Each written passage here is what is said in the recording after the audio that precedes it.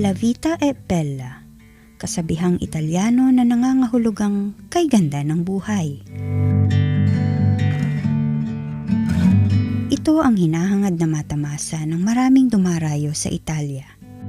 Kasama ang kanilang mga anak, kabilang ang mag-asawang Arman at Paz Panganiban sa libo-libong Pilipino na naghanap ng bagong kapalaran sa lugar na iyon. Panganay ko pong anak ay si EJ.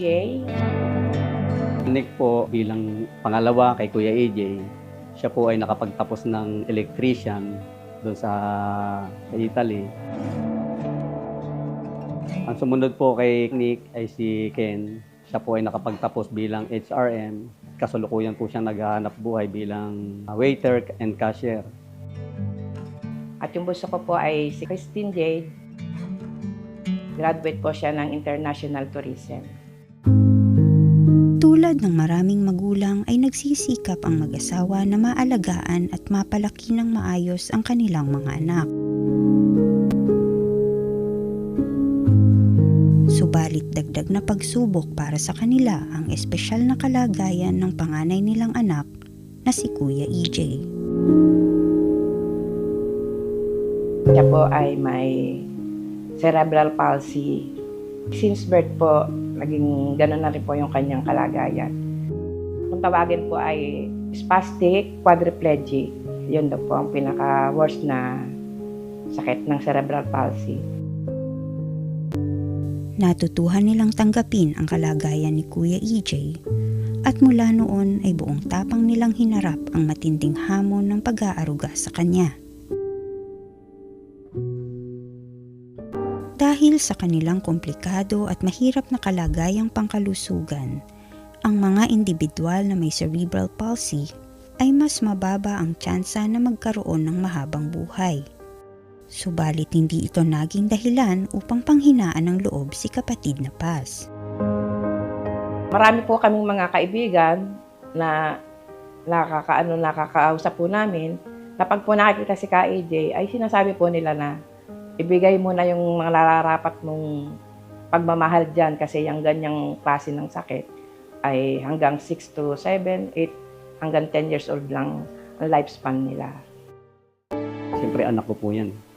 Halimbawa, may kukuning nerve sa ulo ko, ililipat sa kanya, kung anumang bagay yun, para lang umayos po yung kanyang buhay. Para matikman niya yung normal na buhay, kumbaga. Kung halimbawang magkakaroon ng pagkakataon, alam naman natin ang teknolohiya ngayon ay lumalaga na. Kapalit man ng buhay ko, pagkakaloob ko po sa aking anak.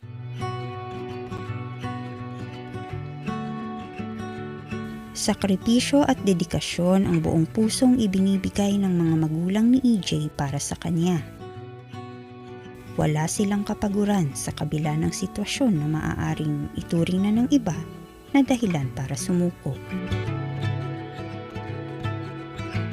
Ay, yung sinasabi po nilang pabigat daw, ay hindi po namin tinuturing na pabigat po si Ka EJ dahil totoo lang po si EJ po ay isa po ang aming kaaliwan na rin po. Nagbibigay inspirasyon po sa amin para makapagpatuloy po kami. May mga nababalitaan din po kami na yung iba po ay sumusuko na po dahil talaga naman po hindi naman po biro yung pagkaroon po ng ganitong responsibilidad po sa anak. Pero kami po ng Ka-Arman ay hindi po kami kailanman nakaisip na sumuko. Makarami pong sakripisyo talaga. Pero sa awa at tulong po ng Diyos, basta lagi ko lang pong panalangin, Ama.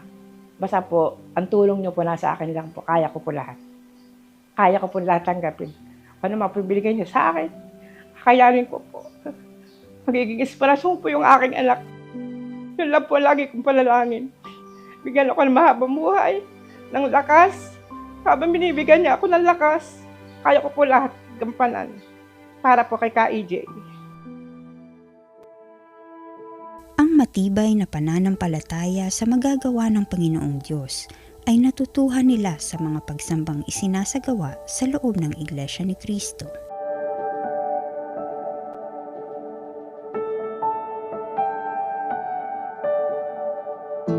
Pagka-araw po ng Miyerkules, yun po ang araw po ng aming pagsamba. Yun po, kasama po namin ang Kuya AJ. Tuwan-tuwa po siya, talagang makikita mo sa kanyang ekspresyon ng mukha na masayang-masaya siya. Sa bawat pagsamba, naroroon din po siya sa hilera ng mga kapatid.